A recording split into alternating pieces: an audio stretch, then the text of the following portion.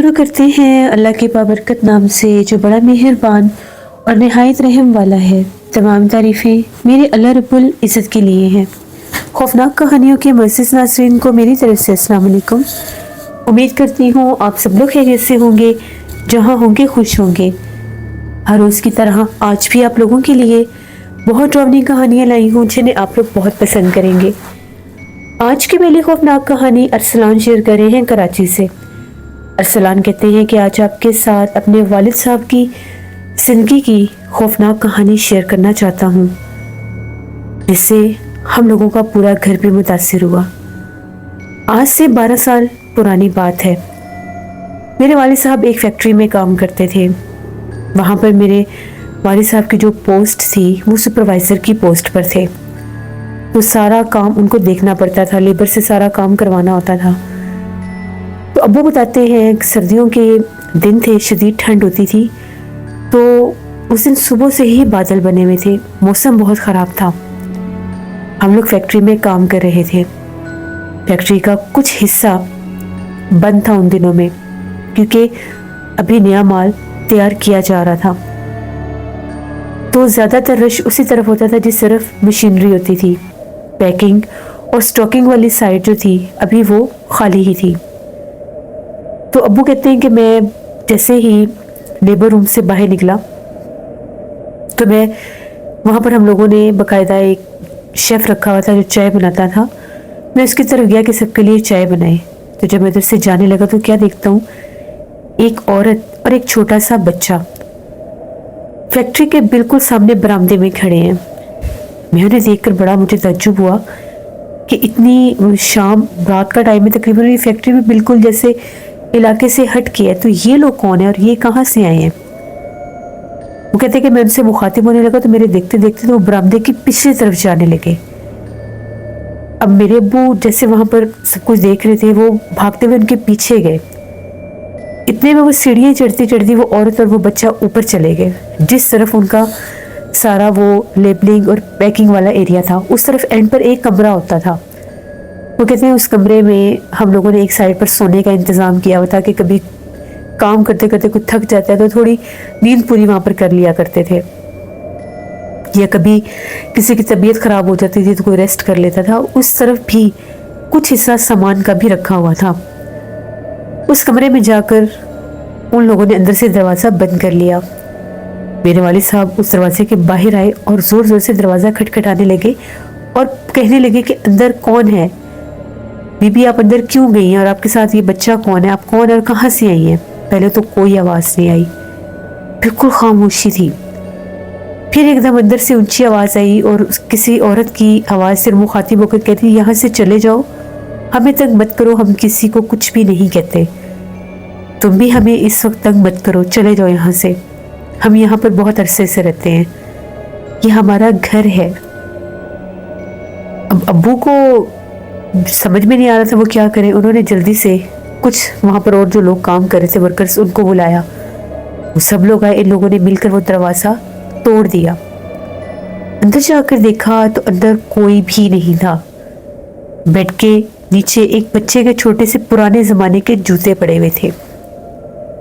ये लोग बड़े हैरान हुए कि वो जो कोई भी माँ बेटा थे वो कहाँ पर गए आखिर। पूरा कमरा छान मारा, सामान के पीछे से हर जगह देख ली, वो नहीं मिले। उसके बाद अब्बू कहते हैं हम लोग वापस आ गए, आकर चाय वगैरह बनाई, मैंने सबको बताया। तो एक दो वर्कर थे वो ये कहने लगे कि अक्सर जब हम लोग वहाँ पर वो पैकिंग वगैरह कर रहे होते हैं तो हमें बच्चे के हंसने की आवाज़ें सुनाई देती हैं, लेकिन हमें कभी नज़र कोई नहीं आया। शायद कोई जिन्नात का मामला है। मेरे अब्बू ने कहा कि नहीं, जिन्नात का मामला कैसे हो सकता है, पता नहीं वो गायब कैसे होगी। मैंने वाज़े उस औरत को देखा है, काले लिबास में थी वो, जैसे बुर्का पहना हुआ है। इतने में अब्बू कहते कि 10 बजे का टाइम हुआ तो मैं ऊपर की तरफ गया जहाँ से मशीनरी वगैरह बंद करते थे।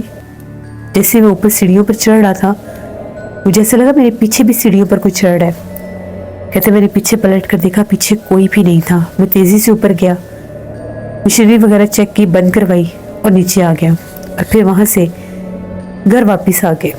अब्बू ने घर आकर भी ये बात हम सबको बताई। हम लोग सब सुन के बड़े हैरान हुए और डर भी गए। کیونکہ جنات سے بھلا کسی ڈر نہیں لگتا۔ اس کے اگلے دن کی بات ہے، ابو یوں ہی کام کروا رہے تھے تو ابو اس فیکٹری کی تیسری منزل پر تھے۔ وہاں پر جس طرح سے وہ سارا بلڈنگ مٹیریل وہ ایک سائڈ تیار ہو رہی تھی وہ بنا رہے تھے، تو اس کے نیچے مشینیں لگی ہوئی تھی جو کریشر ہوتے ہیں، جن میں وہ ساری بجری اور سیمنٹ کو مکس کرتے ہیں۔ وہاں پر وہ کھڑے ہو کر دیکھ رہے تھے تو ابو کہتے ہیں ایک دم سے مجھے ایسا لگا کہ میرے کان میں کسی کے ہنسنے کی آواز آئی ہے، کسی عورت کے ہنسنے کی آواز۔ جو میں نے پلٹ کر دیکھا تو مجھے سیڑھیوں کے درمیان میں کالے رنگ کے لباس میں ایک عورت کھڑی ہوئی نظر آئی۔ اسے میں چونک گیا، میں غور سے دیکھنے لگا تو جس سے وہ غائب ہو گئی۔ میں تھوڑا سا آگے ہو کر میں نے سیڑھیوں میں بھی جھانک کر دیکھا، کوئی نظر نہیں آیا۔ میں پھر واپس آ کر اس جگہ کو دیکھنے لگا اور وہاں سے نیچے جانے کی تیاری کرنے لگا۔ ابھی میں ادھر گرل پر ہی کھڑا تھا، وہاں سے میرے کانوں میں پھر ایک آواز آئی بھیانک رونے کی، اور باقاعدہ طور پر میرے کندھوں پر کالے رنگ کے 2 ہاتھ آئے اور مجھے کسی نے اٹھا کر تیسری منزل سے نیچے جہاں پر وہ سیمنٹ اور بجری مکس ہو رہی تھی اس کریشر مشین کے اندر پھینک دیا۔ اس کی آواز بہت اونچی ہوتی ہے، آٹومیٹک وہ مشین سے ان کے ٹائم ہوتے ہیں شاید۔ تقریباً میرے ابو 15 منٹ اس مشین میں اس ساری چیزوں کے ساتھ وہ گول گول گھومتے رہے۔ جب مشین بند ہوئی تو خونوں خون وہ بے ہوش پڑے تھے۔ سب نے سمجھا کہ شاید یہ ختم ہو گئے ہیں، یعنی ان کا جسم اب بچا بھی ہے یا نہیں، لیکن ان میں کوئی کٹر نہیں تھی، وہ صرف گھومنے والی تھی۔ باہر نکالا، فوراً سے ایمبولینس کو بلایا، ہاسپٹل لے کر گئے۔ ڈاکٹر نے معائنہ کر کے بتایا اور میرے والد صاحب کی ساری جو پسلیاں تھیں، ربس تھی، وہ ٹوٹ چکی تھی، وہ بول نہیں سکتے تھے۔ ان کی جو پیٹ کی ساری، ان کے جسم میں جتنے بھی اندرونی حصے تھے، جو آنتیں تھی ساری، وہ بھی پوری طرح سے ڈیمیج ہو گئی۔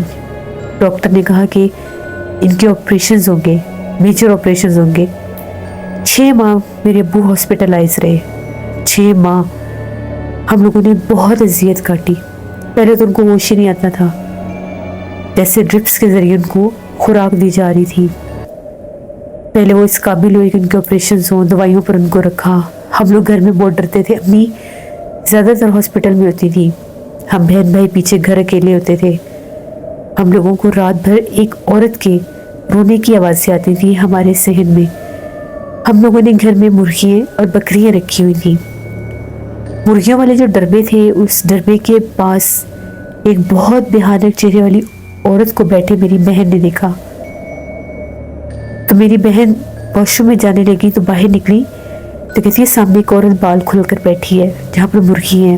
ہم لوگ بھاگ کر ہم نے دیکھا، وہاں کچھ بھی نہیں تھا، لیکن بہت خوفناک آوازیں گونج رہی تھیں۔ ہم لوگ بہت زیادہ ڈر گئے، تو ہم لوگ سارے بہن بھائی بہت زیادہ ڈر گئے۔ اس کے بعد ہم لوگوں کی خالہ ہم لوگوں کے پاس رہنے کے لیے آ گئی۔ 3 دن کے بعد ہم لوگوں کے ڈربے کی ساری مرغیاں مر گئی تھیں۔ وہ مرغیاں بہت بری طرح سے مردہ پائی گئی، ان کی گردنیں دھڑ سے الگ تھیں اور جسم نوچے ہوئے تھے۔ ہم لوگ بہت ڈرتے تھے۔ میری خالہ ایک بزرگ کو لے کر ہمارے گھر آئیں، کہا کہ بچوں کو یہاں پر بہت زیادہ ایک بھیانک چہرے والی عورت نظر آتی ہے جو گھر کے اس کونے میں بیٹھی رہتی ہے جہاں پر مرغیوں کا ڈربہ تھا۔ رات کے وقت وہ ظاہر ہوتی ہے۔ اس کے بعد مرغیوں کا یہ حال ہوا۔ وہ جو بزرگ تھے انہوں نے جب ہمارے گھر میں آ کر دیکھا، پڑھائی کی، تو ان کا یہ کہنا تھا کہ وہ کوئی چڑیل آفت ہے اور وہ بدلہ لے رہی ہے۔ پھر ان کو ساری بات بتائی گئی جو ابو کے ساتھ ہوا، جو ابو نے مطلب کیا، اس کمرے کو کھول کر دیکھا، جو بھی کیا۔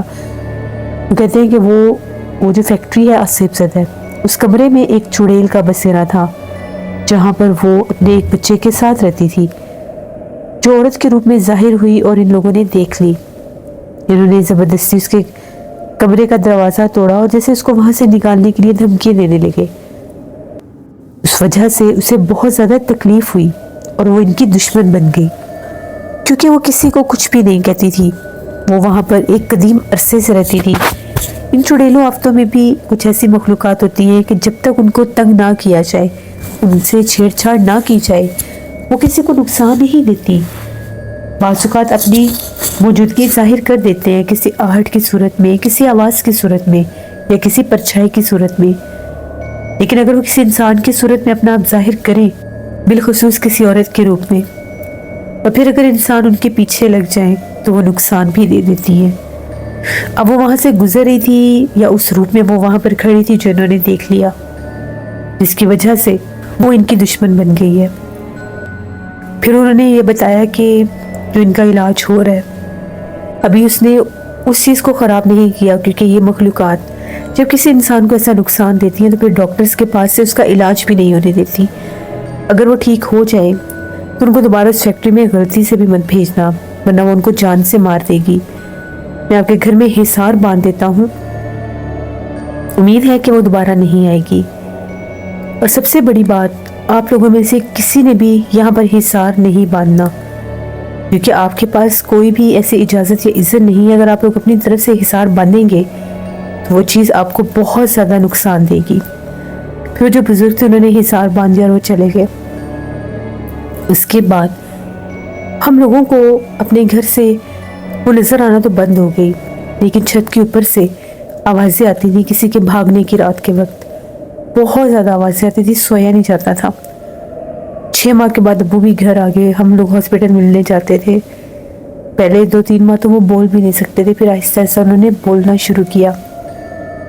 اور جب وہ مکمل ٹھیک ہوئے، ان کے تقریباً 10-12 ان کے آپریشن ہوئے ان کے پیٹ کے، تب جا کر وہ اس قابل ہوئے۔ وہ سیدھے چل نہیں سکتے تھے، تھوڑا جھک کر چلنا پڑتا تھا کیونکہ ان کو جسم میں کھچاؤ محسوس ہوتا تھا۔ پھر ابو نے بتایا وہ سارا ماجرا جو ان کے ساتھ ہوا تھا۔ وہ کہتے ہیں کہ جب اس مخلوق نے مجھے مشین میں پھینکا تھا تو میں نے جب اوپر دیکھا تو وہ بالکل سامنے گرل پر کھڑی تھی، اور اس وقت اس کا چہرہ بہت زیادہ بھیانک تھا۔ پھر ابو نے وہ فیکٹری چھوڑ دی۔ ابو کے گھر آنے کے بعد بھی اکثر گھر سے آوازیں سنائی دیتی تھی۔ پھر ہم لوگ ایک عامل کو لے کر آئے اور عامل نے ہمارے گھر میں حفاظت کے تعویذات لگوائے، باقاعدہ کیل لگائی گئی ہمارے گھر میں۔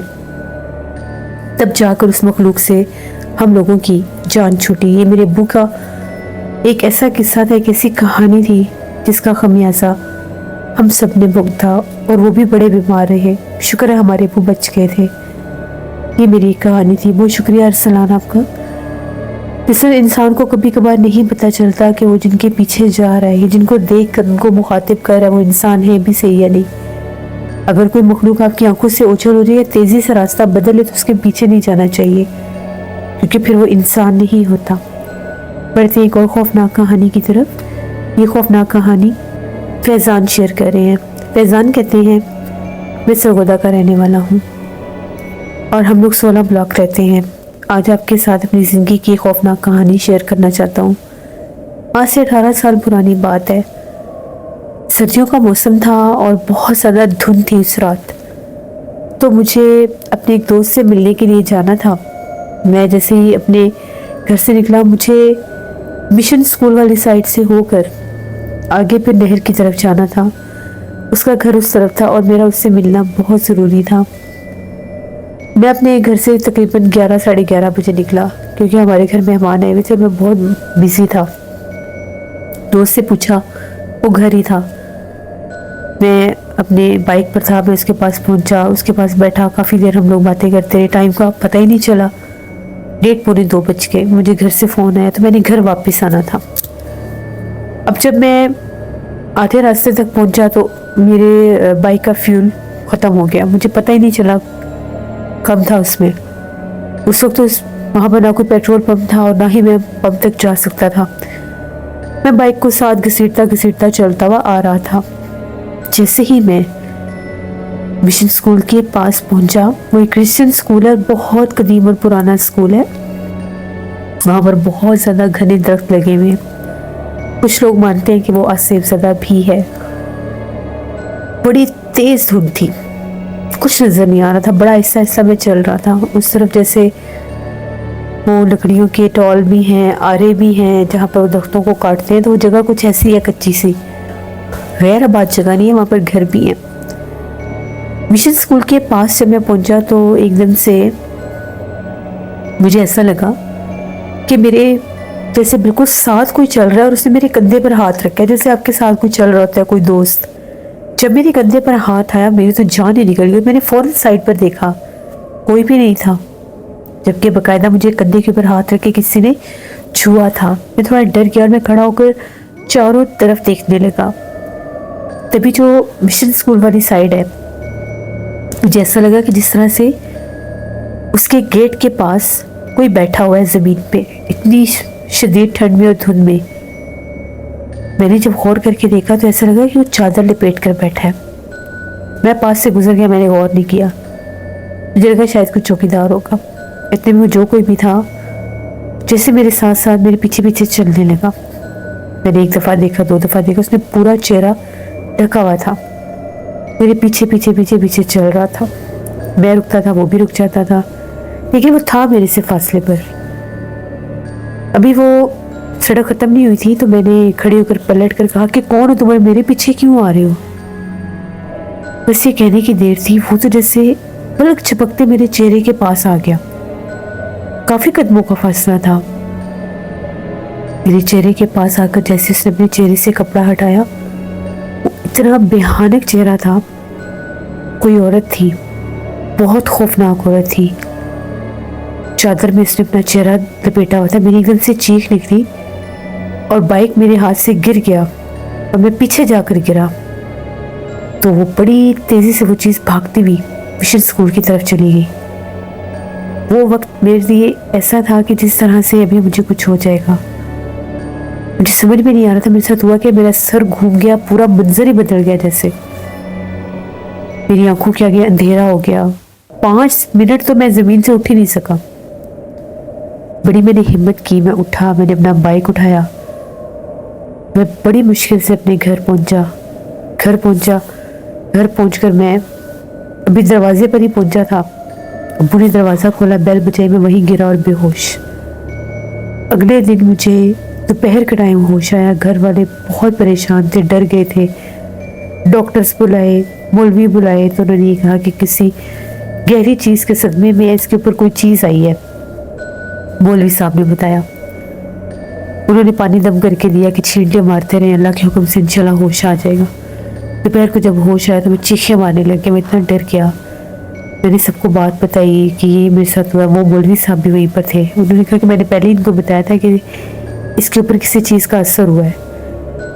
انہوں نے بتایا کہ وہ بہت قدیم اور پرانا اسکول ہے اور وہاں پر بہت زیادہ گھنے اور پرانے قدیم درخت ہیں، ان درختوں کے اوپر بہت سایہ اور جنات ہیں۔ رات کے وقت جب کوئی سنسان سڑک سے گزرتا ہے تو اکثر ان کے ساتھ ایسے واقعات ہو جاتے ہیں، کبھی ایک عورت اور کبھی ایک پرسرار سا مرد بھی دکھائی دیتا ہے۔ بہت سے لوگ تو یہ بھی کہتے ہیں کہ وہاں پر گدھے کے روپ میں بھی مخلوقات نظر آتی ہیں، کالے رنگ کا گدھا اکثر گیٹ کے آگے رات کو بیٹھا ہوا ہوتا ہے۔ پھر میں تو کبھی اس طرف رات کے وقت نہیں گیا۔ اس کے بعد کچھ عرصہ میں بیمار رہا، ڈرتا رہا، لیکن آہستہ آہستہ میں ریکور کر گیا۔ تو یہ میری ایک کہانی تھی۔ بہت شکریہ فیضان آپ کا۔ جیسے یہ تھی آج کی خوفناک کہانی ہے۔ اپنا فیڈ بیک مجھے ضرور دیں، آپ لوگوں کو کیسی لگی۔ آپ لوگ بھی اپنی خوفناک کہانی شیئر کر سکتے ہیں ڈسکرپشن باکس میں دیے گئے ای میل آئی ڈی nusheen57@gmail.com پر۔ اس کے علاوہ آپ لوگ مجھے کمنٹ باکس میں بھی سٹوری شیئر کر سکتے ہیں۔ نانا جی کی کہانیوں میں آج بہت خوفناک کہانی آئے گی، اس کو ضرور وزٹ کریے گا، آپ لوگوں کو بہت پسند آئے گی۔ پرسرار واقعات میں کل آئیں گے واقعات، ان کو بھی وزٹ کریے گا۔ بہت سے لوگ پوچھ رہے ہیں یہ میرا نیا چینل ہے پرسرار واقعات۔ یہ نیا چینل نہیں ہے، یہ ناول والا چینل ہے جو میں نے بنایا تھا، تو اس کا نیم میں نے چینج کیا ہے، اس کو بھی وزٹ کریے گا اور سبسکرائب کریے گا۔ اسکیری ڈیٹیلز میری سسٹر کا چینل ہے، ان کو بھی سبسکرائب کریں اور سپورٹ کریں۔ اور اسٹوریز ود ہارون میرے بھائی کا چینل ہے، ان کو بھی جا کر سبسکرائب کریں اور سپورٹ کریں۔ اپنا بہت سا خیال رکھیے گا، اپنے ڈھیروں دعاؤں میں مجھے، میری فیملی، میرے پورے پاکستان کو یاد رکھیے گا۔